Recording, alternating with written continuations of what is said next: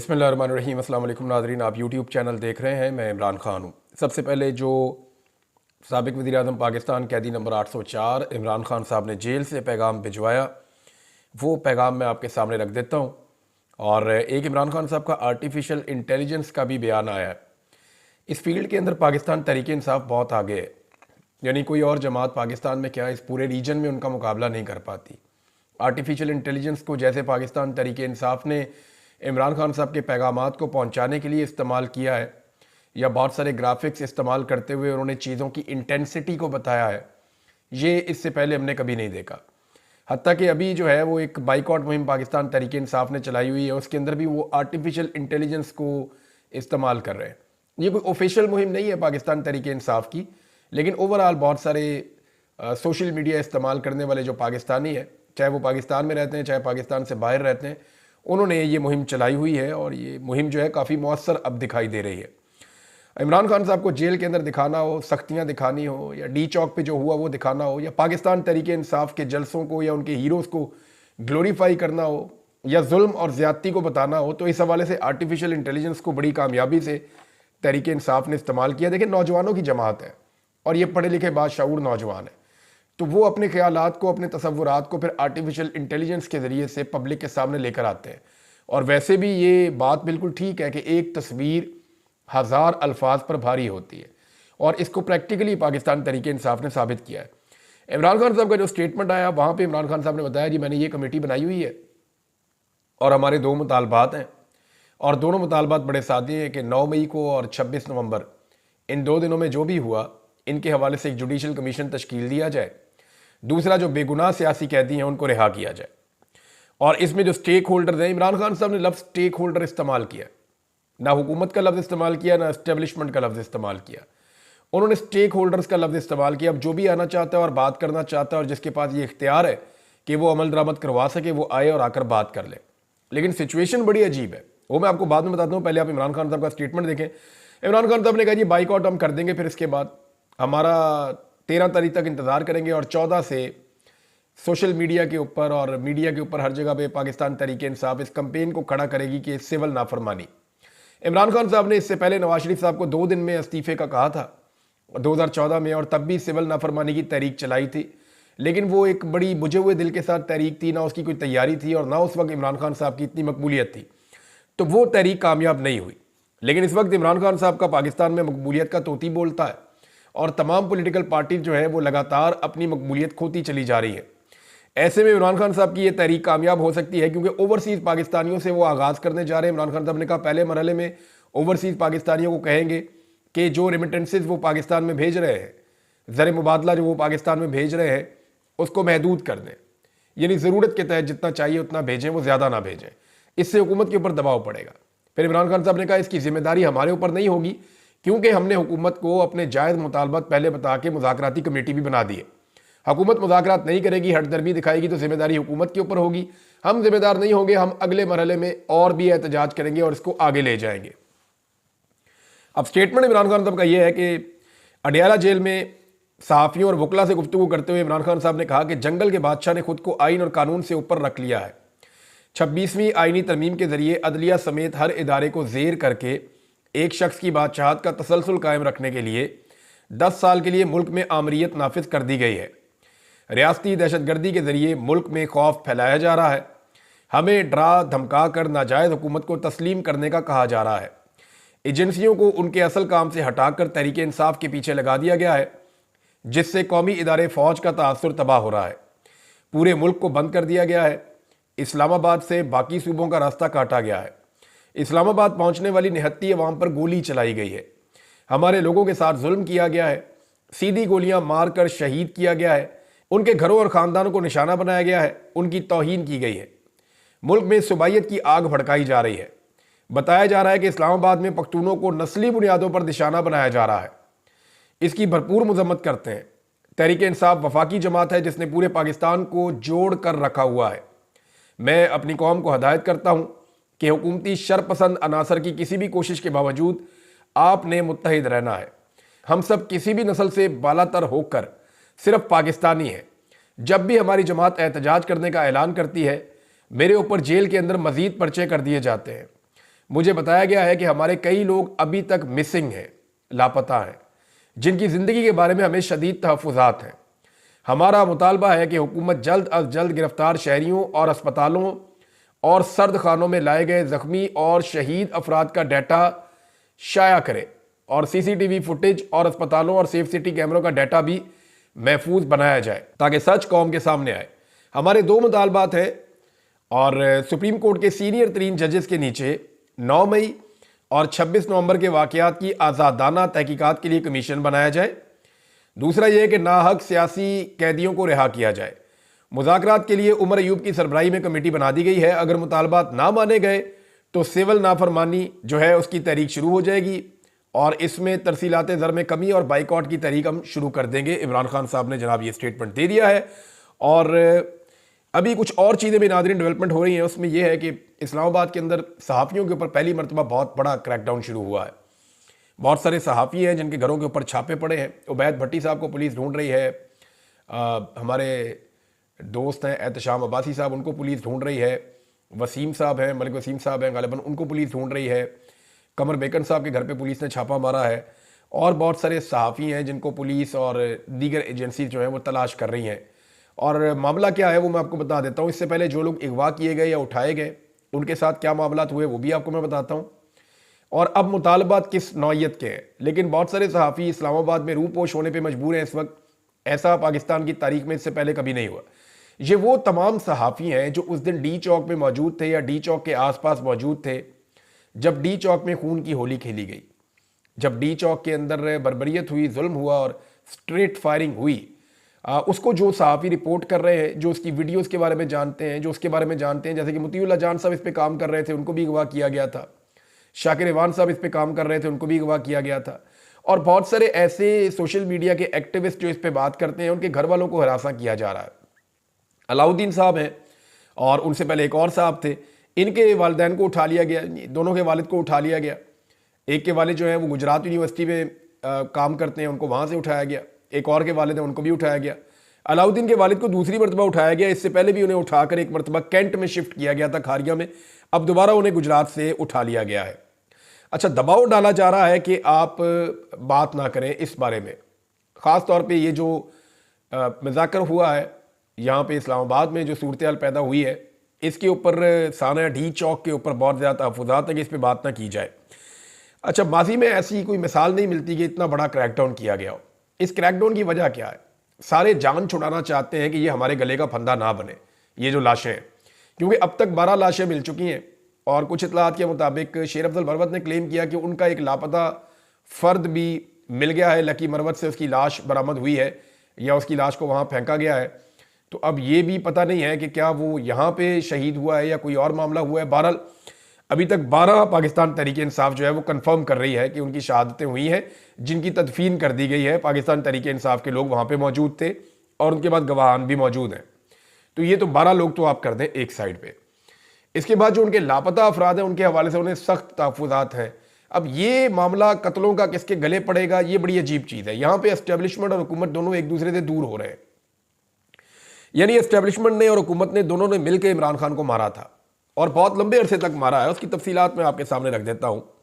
यानी पौने 3 सालों में इमरान खान पर 188 मुकदमात हैं, उन पर कातलाना हमले हुए हैं, वो गोलियां भी उनको लगी हैं, उनके घर को तबाह किया गया है, इद्दत और तोशाखाना जैसे घटिया मुकदमात उनके ऊपर बनाए गए हैं, उन पर मीडिया में पाबंदियाँ लगाई गई हैं, उनसे उनका मैंडेट छीन लिया गया है, इंतखाबी निशान ले लिया गया, उनके लोगों को शहीद किया गया, ख़वातीन और बच्चों पर जुल्म किया गया, जबरी गुमशुदगियाँ की गई, अगवा बराए बयान करवाया गया, उनकी बीवी को और बहनों को जेल में रखा गया, जेल में उनके साथ इंतहाई गैर इंसानी सलूक इमरान खान साहब के साथ किया गया, तमाम फाशिस्ट हथकंडे इस्तेमाल किए गए। और अब ऐसा दिखाई देता है कि दोनों थक गए हैं, यानी हुकूमत भी और इस्टेब्लिशमेंट भी, और अब दोनों इमरान खान को एक दूसरे के खाते में डाल रहे हैं कि नहीं जी हमारी लड़ाई नहीं है, इसके साथ तो हुकूमत की लड़ाई है। हुकूमत कहती है यार हम कभी किसी को इतना मारते हैं।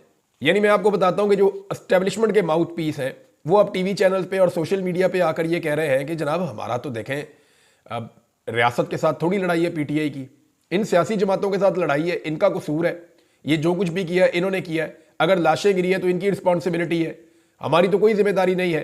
तो एक तरफ जो एस्टेब्लिशमेंट के माउथ पीस हैं वो ये बयानियां बना रहे हैं, दूसरे जो हुकूमत के माउथ पीस हैं या हुकूमत के अपने लोग हैं वो ये बयानियां बना रहे हैं और निजी महफिलों में हर जगह पे ये कह रहे हैं। और मैं जिम्मेदारी से आपको ये बात बता रहा हूं, हमारे साथ भी जब वो बात करते हैं हुकूमत के लोग, तो वो ये कहते हैं देखें हम सियासी लोग हैं, हम एक लेवल तक ही मामलात को जो है वो ले जा सकते हैं, इतना जुल्म और बर्बरियत हम कभी नहीं कर सकते। पाकिस्तान तहरीक इंसाफ के खिलाफ जो कुछ भी हो रहा है, ये PMLN या पीपल्स पार्टी या हम लोग नहीं कर रहे, ये एक्चुअली एस्टेब्लिशमेंट कर रही है। और ये वही एस्टेब्लिशमेंट है जिन्होंने माजी में हमारे ऊपर भी जुल्म और जबर किया है, हमें भी तकालीफ दी हैं।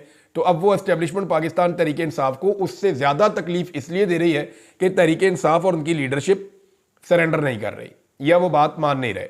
तो हुकूमत तो जान छुड़ा लेती है, निजी महफिलों में वो ये बात कर रहे हैं, कल को वो खुलकर करना शुरू हो जाएंगे। और आजकल उन्होंने कुछ जुमले बोलना भी शुरू कर दिए हैं। यानी आप यहां से अंदाजा करें कि एस्टेब्लिशमेंट और हुकूमत के जो दोनों तरफ के टाउट्स हैं, उनकी आपस में लड़ाई हो गई है।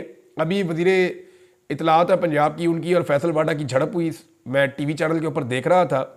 और इन्होंने एस्टेब्लिशमेंट के मोहरे अब ये आपस में लड़ना शुरू हो गए हैं। वजह यह है कि एस्टेब्लिशमेंट अपनी जान छुड़ा रही है, मामला बहुत बड़ा हो गया, इंटरनेशनली बहुत मामला उठ गया है, आलमी सतह पे इसके अंदर बहुत गर्मी पैदा हो चुकी है। जो भी पाकिस्तान में डी चौक में हुआ है, किसी को इस बात का अंदाजा नहीं था।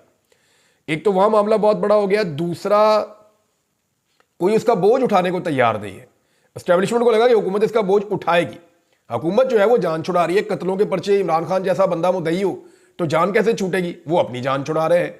यानी शहबाज शरीफ साहब हों या बाकी लोग हों, वो मरियम नवाज स्टेटमेंट दे रही है, मैंने तो पुलिस को कहा था जी गोली नहीं चलानी, मना किया था। इसी तरह शहबाज शरीफ कह रहे हैं जी मैं शुक्रिया अदा करता हूं आर्मी चीफ का, उन्होंने ये सारा कुछ किया है। अब ये एक दूसरे के ऊपर इल्जाम लगा रहे हैं। फैसल वाडा ने नून लीग और नून लीग ने फैसल वाडा में चढ़ाई कर दी है। और मुख्तलिफ और भी इस तरह के माउथ पीस जो है वो एक दूसरे के खिलाफ स्टेटमेंट दे रहे हैं। रिटायर ब्रिगेडियर हैं, वो सोशल मीडिया पे लिखते हैं कि जनाब ये जो बंदे अगवा किए जा रहे हैं ना, ये कुछ काले रंग के डाले खरीदे और ये कुछ और लोग अगवा कर रहे हैं, एजेंसियां नहीं कर रही। यानी अब इस तरह का बयानिया भी जो है वो मार्केट में लाया जा रहा है। अब दोनों एक दूसरे पे इल्जाम लगा रहे हैं कि तुम जूते साफ करते हो, कहते नहीं तुम जूते साफ करते हो। और दोनों ठीक कह रहे हैं, दोनों ही जूते साफ करते हैं और दोनों बड़े अच्छे जूते साफ करते हैं। PMLN ने इसमें क्या पाया?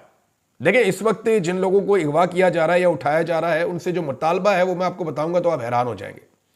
मुतालबा उनसे ये किया जा रहा है, और थोड़े दिन पहले ये मुतालबा मेरे सामने भी रखा गया था कि जनाब एस्टेब्लिशमेंट को कुछ ना कहें, एस्टेब्लिशमेंट को आप छोड़ दें उनके हाल के ऊपर। एस्टेब्लिशमेंट इन मामलात से निकलना चाहती है, एस्टेब्लिशमेंट को कुछ ना कहें। हुकूमत भी ऐसी थी तैसी फेर दे, हुकूमत पे आपने जितनी तनकीद करनी है करें। अगर आप इमरान खान का बयानिया बताना चाहते हैं तो आप बताएं। अगर इमरान खान के बयानिए के ऊपर आपको लगता है कि वो ठीक बात कर रहा है तो आप उस बयानिए को सपोर्ट करना चाहते हैं, आप करें। अपने एनालिसिस में आप जिसकी मर्जी हमायत करें, जिसकी मर्जी मुखालफत करें, लेकिन मेहरबानी करें एस्टेब्लिशमेंट की तरफ आपने नहीं देखना। ये जो बंदे अगवा किए गए हैं उनको भी यही कहा जा रहा है। मैं जिम्मेदारी के साथ आपको ये बात बता रहा हूं। अब PMLN के लिए और पीपल्स पार्टी के लिए या जो लोग हुकूमत में बैठे हैं उनके लिए ये सोचने की बात है कि उन्होंने क्या पाया। यानी नून लीग ने अपनी सियासत भी तबाह कर दी, अपनी इज्जत भी खाक में मिला दी। इक्तदार जो है उनको जो मिला वो कठपुतली वाला इक्तदार मिला है और पॉलिश कर करके भी थक गए हैं। मगर बदले में मिला क्या? फैसल वाडा के ताने और एक कठपुतली हुकूमत, और आइंदा इलेक्शन में भी नहीं जा सकते। तो ये PMLN ने अब तक इक्तदार तो उनको मिला है कठपुतली वाला, लेकिन तन्हाई मिली है उन्हें।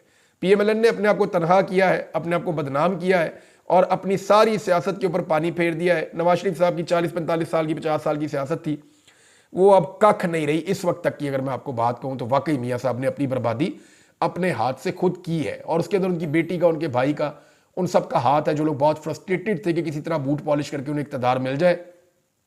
तो अब उसी बूट से जो है वो लगता है थोड़े दिनों में इन्होंने ठुड्डे भी खाने, या इनको पॉलिश बहुत अच्छी करनी पड़ेगी, अपने ऊपर बोझ उठाना पड़ेगा। क्योंकि इंटरनेशनली ना चीज़ें बहुत ज़्यादा दबाव बढ़ा रही हैं। पाकिस्तान में एक बड़ा सीरियस मसला हुआ है जिसके ऊपर कोई तवज्जो नहीं दे रहा, और वो मामला है कश्मीर का। और बड़ी गैर संजीदगी पाकिस्तान में दिखाई जा रही है पाकिस्तान की रियासत की जानिब से।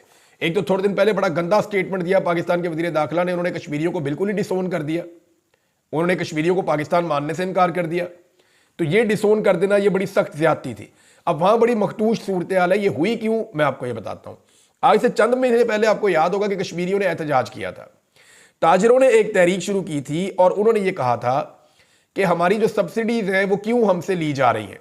नंबर एक, महंगी बिजली के खिलाफ वो खड़े हो गए थे कि जनाब आपने पूरे पाकिस्तान की बिजली महंगी करनी है तो करें, पानी हमारा है, पानी हमारे पास से जाता है, लिहाजा हमें जो सब्सिडी के ऊपर बिजली मिल रही है, यानी जितने का यूनिट तैयार हो रहा है उतने की आप हमें दें, हमारे पे कोई एहसान ना करें, ना हमारे पर बोझ डालें, हमने आपका बोझ नहीं उठाना। अगर आप लोग नकम्मे हैं, नाअहल हैं, आप नहीं संभाल सके चीज़ों को, तो उसकी जिम्मेदारी हमने नहीं उठानी। आज़ाद कश्मीर के शहरी डट गए थे, उन्होंने कहा जी हमने बिजली का बिल उतना नहीं देना जितना आप मांग रहे हैं। तो फिर उन्होंने एहतजाज शुरू किया। फिर उन्होंने उनको एक सब्सिडी मिलती है आटे के ऊपर, कि जो आटा आएगा मैदानी इलाकों से वो उनको सब्सिडी के साथ मिलेगा वहां पे ऊपर अपर एरियाज में, उनको इजाफी चार्जेस नहीं देने होंगे। अच्छा, ये गिलगित बल्तिस्तान में भी ऐसा होता है। अब ये जो है सब्सिडी, दो चीज़ों के ऊपर उन्होंने वहाँ एहतजाज किया, बहुत लड़ाई हुई और वहाँ कुछ शहादतें भी रिपोर्ट हुई, कुछ लोग जो है बहुत सारे लोग जख्मी भी हुए, दोनों तरफ के पुलिस वाले भी, सिक्योरिटी फोर्सेज वाले भी, सड़कें ब्लॉक हो गई, बड़े हालात ख़राब हुए। फिर हुकूमत ने सरेंडर कर दिया, हुकूमत ने वहाँ पे हथियार फेंक दिए और हुकूमत ने उनके मुतालबात तस्लीम कर लिए। मुतालबात तस्लीम करने के बाद अब बंदे गिरफ्तार किए जा रहे हैं, लगभग 70 बंदे गिरफ्तार कर लिए गए हैं जो इस तहरीक के साथ जुड़े हुए हैं। ये जो है वो एक्शन कमेटी है कश्मीर की और ये बड़ी तगड़ी होती चली जा रही है। इसके अंदर बहुत सारे ऐसे लोग हैं जो नेशनलिस्ट हैं, वो भी शामिल हो गए हैं, यानी जो लोग ये कहते हैं कि कश्मीर को आज़ाद होना चाहिए, पाकिस्तान से भी और इंडिया से भी, ये एक अलग खित्ते का एक अलग मुल्क बन जाना चाहिए, उनकी ये सोच है। बहरहाल ये नेशनलिस्ट है, ये भी इकट्ठे हो गए। ये हो क्यों रहा है, देखें, इसको गौर करें आप। कश्मीर में एक हुकूमत थी जो अक्सरियत के साथ बनी थी इमरान खान साहब की, वहां एजेंसियों ने एक खेल खेला और रजीम चेंज कर दिया और एक ऐसे आदमी को वजीर आज़म बना दिया, अनवारुल हक। ये अनवारुल हक के पास कोई वोट नहीं था, कोई भी वोट नहीं था। पीपल्स पार्टी का अपना उम्मीदवार खड़ा हुआ था, ये अनवारुल हक पीपल्स पार्टी से वोट मांगने के लिए गया, उन्होंने कहा दौड़ जाए तो कोई नहीं वोट, उन्होंने कहा शराफत से वोट दे दो, लेकिन वोट तुम्हें नहीं तो देना पड़ जाएगा। फिर वो मुदाखलत जो होती है वो हुई और जरदारी हाउस से फोन आया, जनाब वोट आपने, अनवारुल हक नाम का कोई बंदा, उसको आपने वोट डालना है। तो पीपल्स पार्टी ने सर फेंक के वोट डाल दिया। इसी तरह जब नवाज शरीफ साहब को हुक्म गया तो वहां से भी फोन आया नून लीग वालों को, जनाब आपने वोट डालना है, उन्होंने भी अनवारुल हक को वोट डाल दिया। तो पीटीआई के अंदर से जो बंदे तोड़े गए थे उनको दो ऑप्शन दिया गया था, या तो आप जेलों में जाएंगे या आप वजीर बन जाएंगे। उन्होंने कहा जी आप हमें वजीर बना दें, तो वो भी बंदे तोड़ के ले गया। तो ये बंदा जो अनवारुल हक है ये वहां का वजीर आजम बन गया। अब पीपल्स पार्टी भी इससे नफरत करती है, पीएमएलएन भी इससे नफरत करती है, पीटीआई इसको वैसे ही ओन नहीं करती। बस ये जबरदस्ती वजीर आजम बना हुआ है और ये नुमाइंदगी किसी और की कर रहा है, कठपुतली वजीर आजम है ये वहां पे अनवारुल हक। अब अनवारुल हक जो है वो चीजों को संभाल नहीं पा रहा, क्योंकि इसे वजीर आजम बनाया है पाकिस्तान में एस्टेब्लिशमेंट ने, तो ये एस्टेब्लिशमेंट की बात मानता है, इसको अवाम की बात समझ ही नहीं आती, अवाम के मुतालबात या अवाम के जज्बात इसको समझ नहीं आ रहे। अब इन्होंने ये किया कि एक सदारती ऑर्डिनेंस लेकर आ गए जिसके तहत एहतजाज करने के ऊपर लंबी लंबी सजाएं मिलेंगी और एहतजाज कोई नहीं कर सकेगा, और साथ ही बयान दे दिया कि ये सब्सिडी हम वापस लेंगे, ये सब्सिडी हम नहीं दे सकते। IMF का भी दबाव है, वफाकी हुकूमत कह रही है जी हमने तस्लीम तो कर लिया था कि हम इनको सस्ता आटा और सस्ती बिजली देंगे, लेकिन ये हम दे नहीं सकते प्रैक्टिकली। वो हम इसलिए नहीं दे सकते कि हम इतनी सब्सिडी कैसे बर्दाश्त करेंगे, हमारी इतनी पसली नहीं है। उन्होंने कहा जी आपने हमारे साथ वादा किया था, आपको ये देना पड़ेगा। अब उन्होंने, हुकूमत ने यह सोचा कि जनाब एक ऐसा कानून बना देते हैं जो एहतजाज करे उसे उठा के जेल में डालो, तो डंडे वाला तरीकाकार वहां पर अपनाया गया।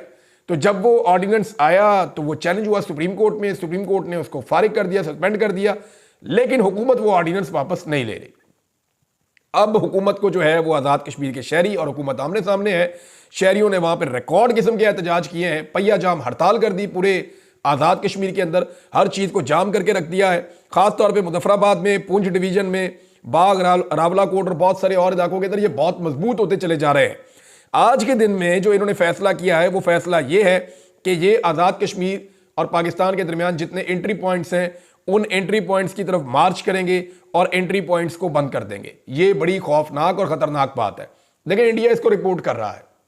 कल तक हम मकबूजा कश्मीर के हालात को रिपोर्ट करते थे कि वहां की हुकूमत वहां ज्यादती कर रही है और वहां के लोग एहतजाज कर रहे हैं और उनके ऊपर लाठीचार्ज हो रहा है, वहां के बंदे गिरफ्तार हो रहे हैं, वहां के बंदे के ऊपर जुल्म और बर्बरियत हो रही है। अब इंडिया रिपोर्ट कर रहा है, उनका मीडिया रिपोर्ट कर रहा है कि जनाब आज़ाद कश्मीर जो पाकिस्तान के पास है वहां पे ये सूरत हाल है। अब वो हमसे बदले ले रहे हैं, वो रिपोर्ट कर रहे हैं। और हमारी तवज्जो कहां पे? इमरान खान को तुन दो, रजीम चेंज कर दो, अपनी मर्जी का वजीर आजम ले आओ, अपनी मर्जी के फैसले कर लो। जब मैंडेट की तौहीन होती है ना तो आवाम का एतमाद खत्म हो जाता है और इस तरह की चीज़ें होती हैं जो चीज़ें अभी हो रही हैं। आज़ाद कश्मीर के जो अपोजिशन लीडर हैं उनसे मेरी बात हुई, ख्वाजा फारूक साहब से। वो ये कहते हैं जी हम कह कहकर थक गए हैं कि असेंबली का इजलास बुलाएं। असेंबली किस लिए होती है? वहाँ बैठ के ये चीज़ें तय कर लेते हैं। असेंबली का इजलास बुलाएं, लेकिन असेंबली का इजलास ही 4 महीने से नहीं बुलाया जा रहा, कोई जिम्मेदारी नहीं ले रहा। और वो ये कह रहे थे मुझे कि ये चीज़ें इमरान साहब हाथ से निकल जाएंगी, फिर हम भी नहीं संभाल पाएंगे। कल को इमरान खान को कहा जाएगा संभालो तो उसके लिए भी संभालना मुश्किल हो जाएगा। तो आज़ाद कश्मीर के हालात वो ये कह रहे हैं कि ग्राउंड रियलिटीज़ का किसी को अंदाज़ा नहीं है कि कितनी नफरत फैलाई जा रही है। इसको कंट्रोल करें। बहुत सारे ऐसे एलिमेंट जो पाकिस्तान से प्यार नहीं करते वो लोग इसको किसी और नज़र से देख रहे हैं और इसको एक अपॉर्चुनिटी के तौर पे लेकर पाकिस्तान की सालमियत को नुकसान पहुंचाने के ख्वाब देख रहे हैं। मेरे ख्याल में होश के नाखून लेने चाहिए पाकिस्तान के इदारों को, पाकिस्तान की एस्टेब्लिशमेंट और हुकूमत को, और इन चीज़ों को सियासी अंदाज में हल करना चाहिए और अवामी मैंडेट का एहतराम करना चाहिए। वीलॉग बहुत लंबा हो गया नाज़रीन, कुछ अहम केसेज हैं जो सुप्रीम कोर्ट ऑफ पाकिस्तान में लगने जा रहे हैं, उन पर हम अगले वीलॉग में बात करेंगे। अब तक के लिए इतने, अपना ख्याल रखिएगा, अपने इस चैनल का भी अल्लाह हाफ़िज़।